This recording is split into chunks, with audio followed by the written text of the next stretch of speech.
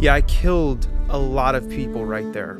This day as a whole was just not great. You can skip to the time on your screen if you just want to see that wreck, but if you want to see everything else, stick around because a lot of other things happened. Starting with this. You may notice that's not me. That is me. Behind him, this is MANSKE, who we're on board with. He's a streamer, and the reason that we're seeing this from his POV and not mine, you'll see in just a second. As we go around turn 5, you'll notice that everybody ahead is going what seems to be off track, but that's actually the typical track limits for this corner on this track layout. You go over the curbing every time to carry the speed. I've never seen anybody try and like hold it super tight or just really do anything unpredictable here.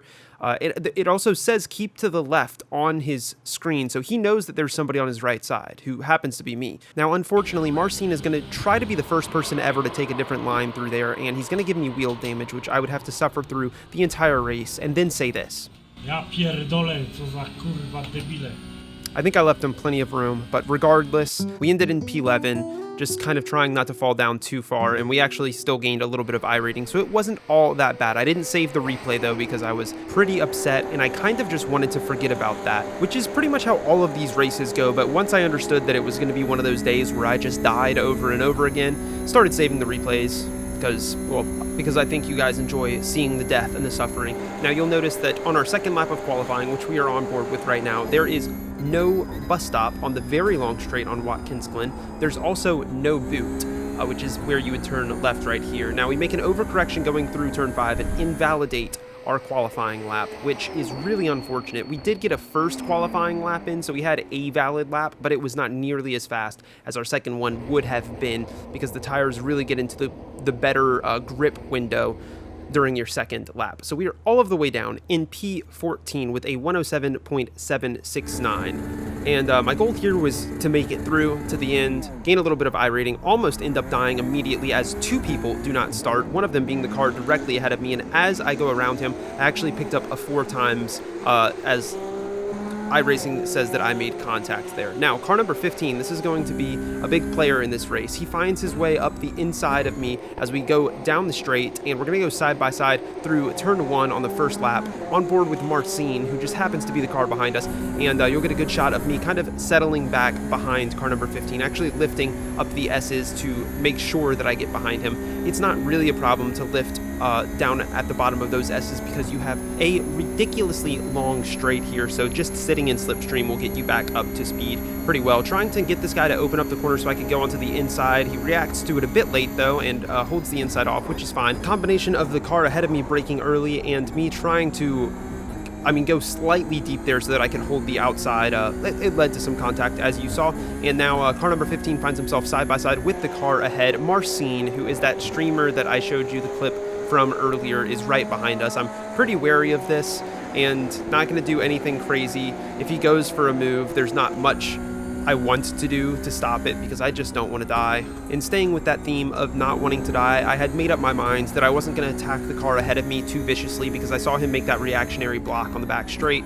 I figured he was going to do some aggressive, if not dirty tactics at some point, and as he goes through turn 1 on lap number 2, he's actually just going to bump this guy off of the track, who he was side by side with. I'm going to follow him through, which is pretty fortunate for me, and if it takes, this guy to do some dirty work for me, so be it. MANSKE ends up getting separated from us, thank God. So we are now just right behind car number 15 and peeping to the inside once again, maybe to throw him off and get a free position here, which he does actually go a bit deep, but I didn't set myself up for the greatest line either, as well as the car ahead of him has gone very deep through turn 5, and that's opened up an opportunity for him, which could open up an opportunity for me if I handle the situation correctly through the penultimate corner, and I go extremely wide, end up actually following the line of the car who's just been overtaken. So I definitely had the chance there to gain that position had I just taken that corner how I normally would, but totally missing the apex is kind of going to frick that up for me. Now going on to lap number 3, you can make a really good move into turn 1 if you get the car alongside quickly and braking, which we do, and we're going to go side by side through the apex, just barely manage to slide ahead of him as he slots behind, probably to avoid being pushed off, similar to what happens to those 2 cars ahead of us last lap. And we have dropped off of car number 15 now a bit. Car number 15 is up into P11, I'm in P12, so overall we've netted positive by 2 positions. However, we're in a situation where the cars behind are close enough they could go for a move at the end of this straight. He didn't get the greatest run out of turn 1, so it kind of negates that, but I still hold the inside until just about the last second because you never know when somebody's going to make some sort of crazy dive. Now, we did eventually separate ourselves from them, still running P12, following car number 15, who's looking to make a move similar to what he did on lap number 2, up the inside. He gets that one done cleanly and quickly. Pretty clinical move there. So I'm now faced with, I think this is car 20 or 20-something, Anthony Corsaro, who is on YouTube, Tony Corsaro 8511. Go check him out.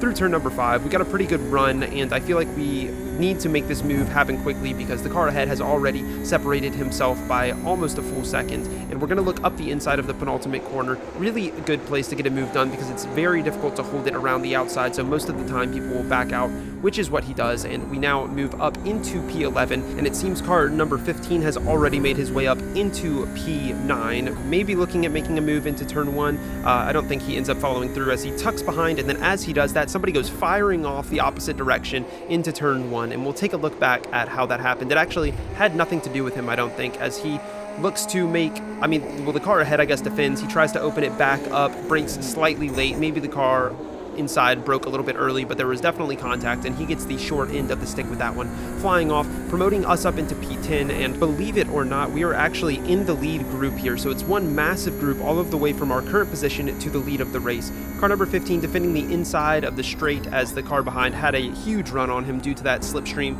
and the car behind gives him a little bit of a nudge through turn 5. It seems the car currently in P7 actually did not get a very good run, and I know that is going to put him in a fight with car number 15 for that position, so I'm hoping I can salvage something from this battle. But the car ahead brakes really early, takes a semi-defensive line, and he's actually teammates with that blue car number 4, who is looking to make a dive up the inside of the final corner on car number 15, really fighting for that position. They are not going to get a very good run. We are not going to get a very good run behind car number 6, much superior to me, but the storyline here is the battle for P7 between 15 and car number 4. 15 taking a semi-defensive line, then moving over in the braking zone, moved over a little bit too far, touched car number 4. They both get unsettled. 15 drives off the track. You would think that he would look to see if there was somebody next to him as I come through, but he doesn't, and I tried to allow him space there on the outside, but he just tries to cut across all of the way to the apex, and look who it is. Ja pierdolę, co za kurwa debile.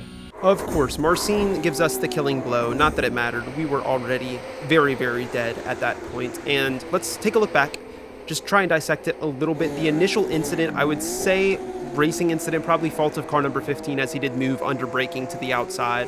And then it seems that he was trying to cut directly across to the apex. He actually moves over at the last second to kind of body check us. Either way, we are fucked. We are totally fucked. We had 20 minutes of repairs or something ridiculous, so might as well just call it quits at that point. Bam. Another 84 I rating that I will never see again, probably. Now, next race, getting straight back into it. We are P3 at the start. That's not going to last for very long, and it's actually not going to last because I'm going to get such a good launch relative to P1 at least, who spins his tires, that I'm going to move up into P2, which is pretty cool. Around the outside of turn number 1, you can go side by side through here. Depending on how you do it, either car could come out in front, but the car who started in P1 being very conservative there, leaving tons of space, and we solidify our position as P2, going up the S's for the first time, and it's not very long until everything falls apart in a miraculous fashion. And to get the snowball rolling, I'm touching the wall, getting my car unsettled, and the bump from the car behind just completely throws my car around until I'm sideways on the straight, sliding, trying to stop the car. I'm on my brakes. This guy behind, completely unrelated spin, killed 2 people by this point. I'm approaching halfway down the straight already, and I haven't even been facing the correct direction for most of it, or using any throttle. It's just crazy to see how far I got from hit after hit. Now, as much contact as there was some great avoidance from a lot of people. Not this guy. He tried so hard, but just could not escape it. Very close call for the Marlboro car as he gets through that first accident. He does make it through the second one. We get smacked onto the grass, which ends up collecting that guy, and then the Williams cars have a collision as well. Okay, so I just killed everybody. I'm so sorry to everybody. I hit the wall, and then all of that happened. In a weird way, this almost saved my mental health because it was such a ridiculous crash. I've never gone so far down any track after an initial spin than this. Double helixing across the track. There's just so much going on in the background, and I think I lost my ability to control my wheels pretty early on, if I'm honest, because they are completely pushed into my car. I think the sheer absurdity of everything kept anyone from getting too upset with me. Despite the fact that I just took out most of the grid, everybody was pretty chill about it and just kind of making jokes. Now, all of these races were very frustrating, but there has not been a race more frustrating in my life than what you are about to witness. Lap number 3. I'm just going to skip to lap number 3 because a crucial thing happens on this lap, and that is me driving a bit wide on turn 1, collecting an off track. That's 1 out of 17. Once you get 17 off tracks, you have to serve your drive-through, which is detrimental to your race. It basically destroys your race. I'm going to cover a lot of this as if it's going to be an okay race, even though you know that something is going to be wrong with this race because of how I'm talking about it.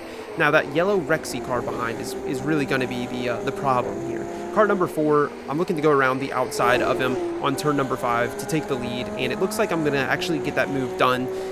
The Rexy car behind, we'll call him car number 10, as he is looking to follow me through somehow, finds himself side by side with car number 4 into the penultimate corner, but inside is king for that corner, and he backs out. Smart decision, settles in behind him. We have a long way to go in this race, so none of these positions are permanent, especially on a track with so much slipstream as this track. That back straight, anybody can overtake anyone, and it's very hard to fall off of a group or pull away from a group. Now, through turn 1 of the next lap, I missed the apex, and I actually purposefully take that off track because once I realized I was missing that apex, I thought, you know what, there's so many off tracks to give, like 17 is a lot, that I intentionally took it, trying to just keep myself ahead of the group, which is a tactic, I would say, taking an advantageous off track every once in a while to try and place yourself in a better position, I think is a very valid racing strategy. Now, through turn number 5, and I'm being attacked by these guys as they did have that slipstream, but I just am able to manage staying ahead. I think if I hadn't taken that off track,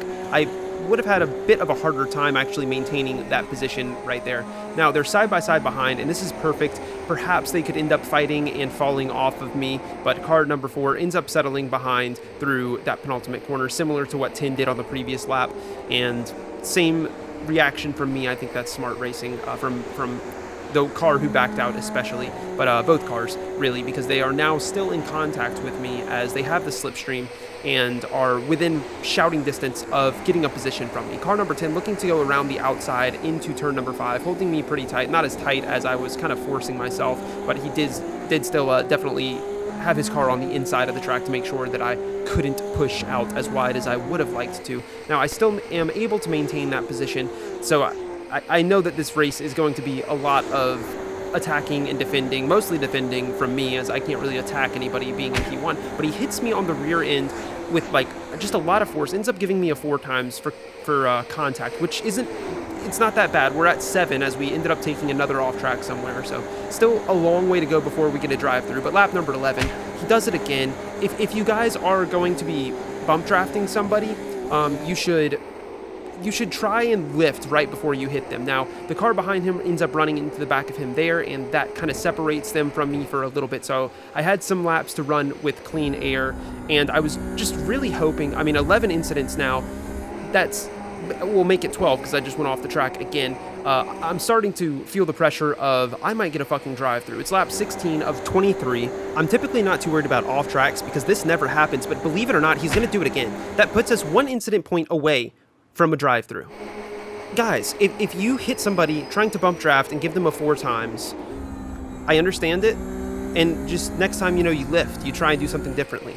If you do it twice in a row, and you keep going for it, I can't even fathom doing it 3 times in a row. Now, 4 times in a row, he's approaching me with the same speed in the same place. There's no way he does it 4 times in a row. He's damaging his front bumper doing this. You gotta lift, man. You gotta lift or like something differently. I'm crashing out at this point. I'm crashing out right now watching this. I crashed out in the race. As you can see, I slammed on my brakes and went into a wall. I got up out of my seat. I was very, very frustrated. But eventually, I came back, I served my drive-through, and realized how stupid my reaction was. I just cooked myself even more than I was already cooked.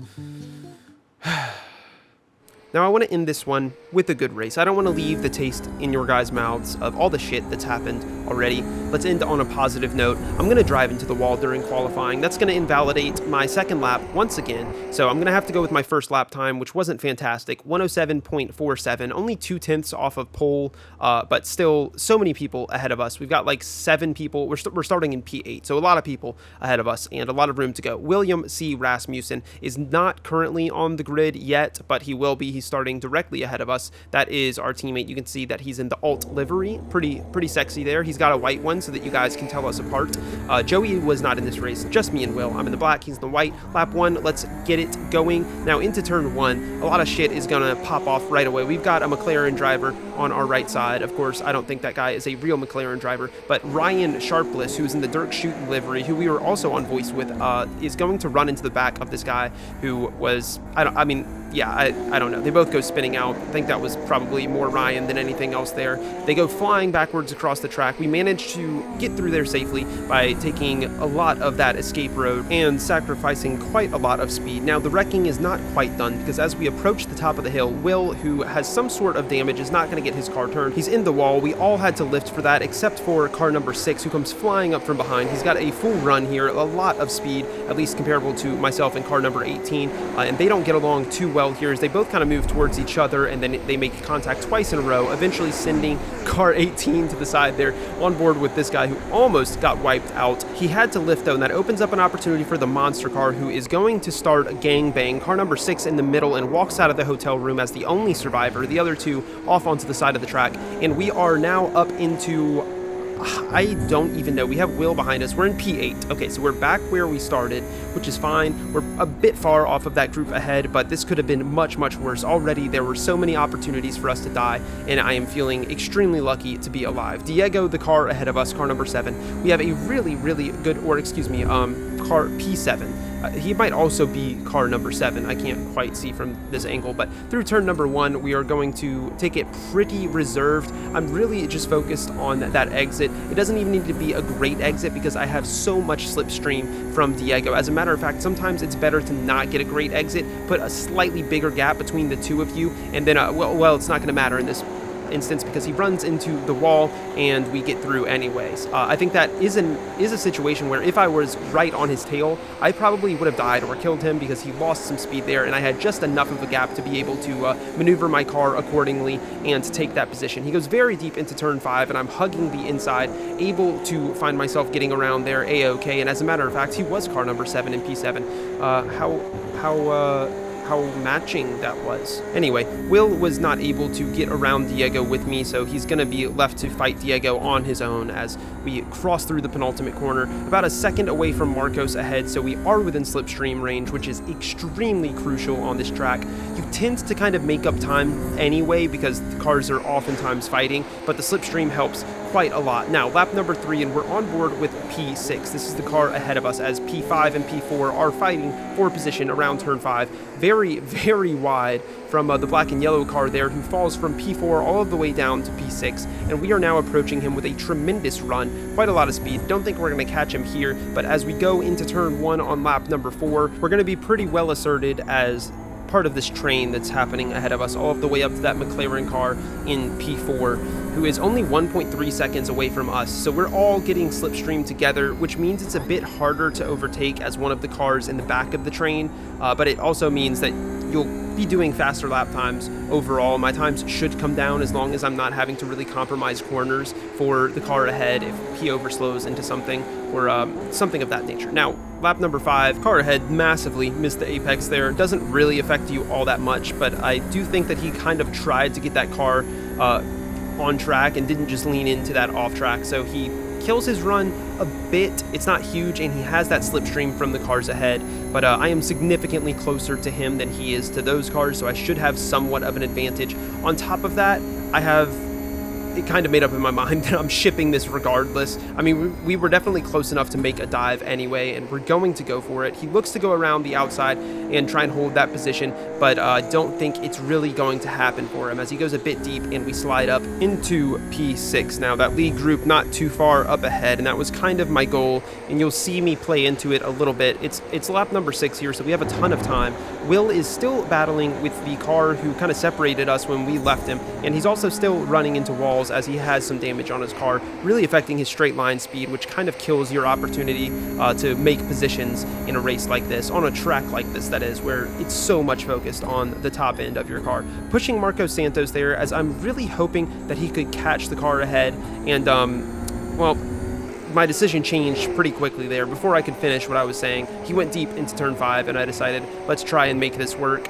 I knew that I had pace to at least catch the car ahead, and Marco Santos, I think, believes in it as well, as he ends up backing out through the penultimate corner, and we move up into P5 for the time being, only half a second behind P4, and that lead group, as you just saw, not that far up the road. We've actually gained 0.7 of a second over the last lap on them. By the time lap number 10 rolls around, myself, the McLaren, and the McLaren driver up ahead have actually caught that lead group.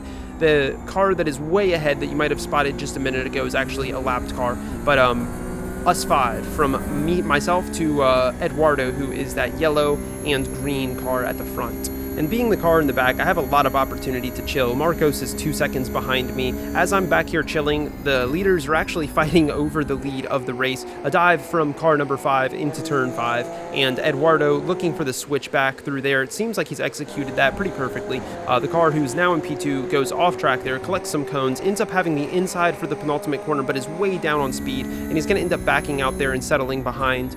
Covered it before at least a few times this video. I think it's smart to go to sit back through that penultimate corner. It's just not worth trying to send it around the outside unless you're on the final lap. Even then, a switchback might be more viable than looking to go around the outside in a lot of instances. Lap number 12, we're still in the exact same order, though a lot of opportunity for that to change. We're not even, or we are almost exactly, we basically are exactly halfway through the race. Scott Turner goes a bit deep through the penultimate corner. I've got him on a narrow line for the final corner, which means that I should have a better exit out of that final corner and towards turn 1, which has a decent sized straight, really amplifying the consequences of that final corner's exit. And we managed to move up the inside, try and take up as much room on the track, get as close to him as we can to make this corner easier for ourselves, and disallow him having a marginally better exit than us. Now, we get a decent enough exit, not to mention we have that slipstream. The car behind didn't actually get a great exit. The leaders are fighting down the straight. It looks like Leandro, who is that CRT car in the red, taking the inside for turn number 5, which I'm just going to start calling the carousel because that's really what it is. Matthew, who was in P3, looking to take P2 side by side, following Leandro through, and Eduardo is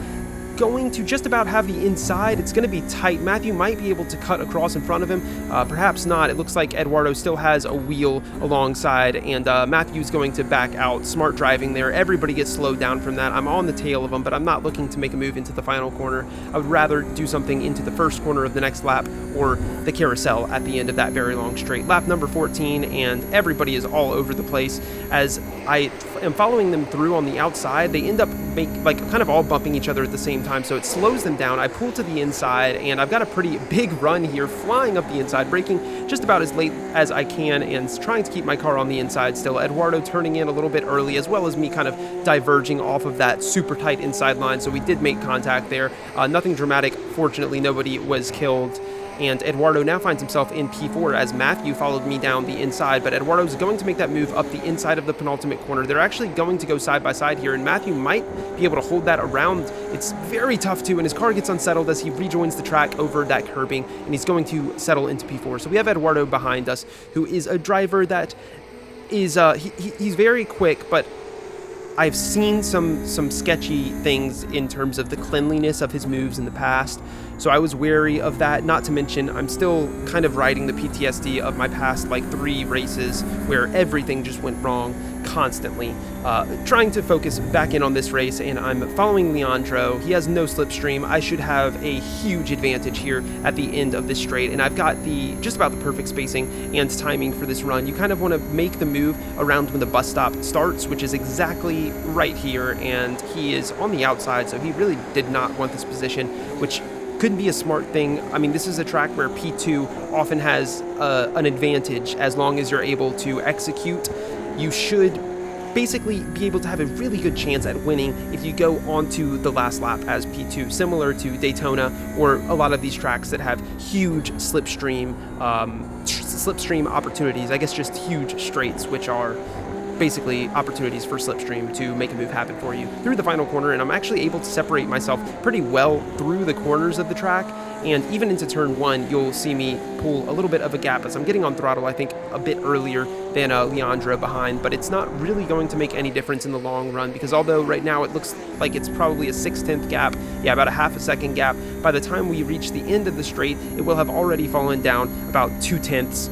Eduardo is now 4/10 behind us, who is P3, so I knew that I couldn't run away just purely with pace, and that they probably weren't going to let me do that anyway. Eduardo was actually pushing Leandro there to make sure that they all stayed connected to the leader, and all I can do is just my best to drive as fast as possible, try and keep them from getting on my tail for as long as I can. 2 laps later, lap number 18, and Eduardo is still pushing Leandro, and this is the point where the gap basically vanished and somebody was going to be able to make a move pretty soon. Leandro actually looking to make that move on lap number 18. Pretty far back dive. I'm able to get on the throttle slightly earlier on the outside, and you actually get a better run as well. You're able to open up the steering earlier, so I am able to maintain more speed there, albeit I take a much longer line. So initially it looks like I'm going to fall back, but once the straight line comes into play, I slowly pull my way back, as well as having the inside for that next corner. It actually gives you an advantage going around the outside in a lot of instances, and Leandro settles behind, ends up losing a position to Eduardo there, so he's down now into P3. Next lap at the end of the straight, and I am still at the front, just defending, kind of holding the inside. Nobody was close enough to really make a move around the outside. You need to pretty much be alongside in the braking zone in order to get that move done around the outside, and I was able to do just enough on the first corner, the first series of this track, that a lot of instances nobody was side by side with me going into this corner. Now Eduardo was pushing me from time to time as well, which was nice. I think he wanted to try and make this a 2-horse race as much as humanly possible, because there were 2 cars directly behind him who, if he made a mistake or if I made a mistake, it slowed him down. They could easily go through, and he doesn't want that to happen. I'll actually take that back. There are 3 cars, so it's still a group of 5 at this point, and I think it might stay like that until the end, which is not very long from right now. Lap number 21, as we go down the straight, Eduardo's still pushing, still having hope that we can pull away from these guys, and I think there actually was some hope there, as they were side by side behind Eduardo, and Leandro, who was on the outside, previously P3, going extremely deep through the carousel, takes himself out of the equation. It is now a 4-horse race, so the patience and teamwork of Eduardo has at least paid off, in the sense that we didn't do anything crazy yet, and somebody made a mistake on their own, so we have reduced it now down to 4 people. Pretty much P4 is the worst you're looking at in this group, unless something completely egregious happens, which I pray it doesn't, because I've had enough of that today. Taking an off-track, advantageous off-track, talked about it earlier, and you'll actually see it. I'll show you the onboard from Eduardo here, as I'm able to get on throttle really early, because going into that corner, my plan was to take that off-track and try and separate myself as much as possible, and it actually may not have done enough. Had he not pushed me, I think he had the opportunity to go around the outside. So even with taking that off track, it just wasn't happening for me, and I knew that on that final lap the move was going to come out, and it would have to be some sort of defense. Hopefully I could get a really good run down through turn 1, and that run can save me, give me some sort of chance at the end of the straight, because I'm going to be at a huge disadvantage no matter what. If you can hold the outside, which I'm assuming is what Eduardo's going to do, because I am planning on holding the inside. If he makes it work around the outside, he basically gets the win, because he gets the inside for the penultimate corner,